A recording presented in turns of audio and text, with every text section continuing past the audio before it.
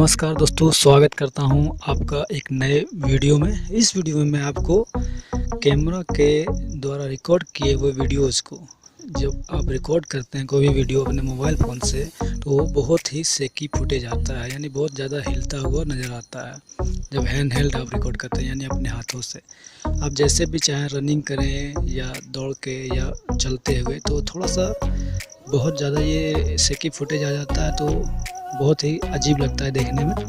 तो इसे एक सिनेमैटिक लुक देने के लिए मैं बताऊंगा आपको कि क्या करना है। जब आप हाथ से इस तरीके से रिकॉर्ड करते हैं तो ये कितना भी स्टेप पकड़ें आप तो हिलता है। इसके लिए आपको मैं बता रहा हूँ कि क्या करना होगा। रिकॉर्डिंग तो आप कीजिए, साथ में आपको हम बताएंगे।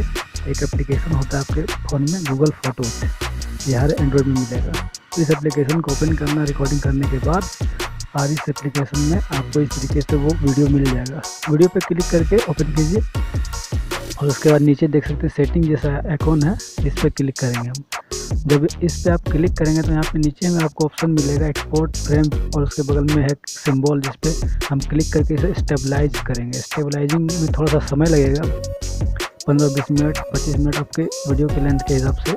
उसके बाद इस तरीके से वीडियो आपका बहुत ज़्यादा स्मूथ हो जाएगा। स्मूथ जब हो जाएगा तो आपको इसे सेव कर लेना होता है। सेव का आपको ऊपर में मिलेगा आइकॉन, सेव कॉपी वहाँ हो जाएगा।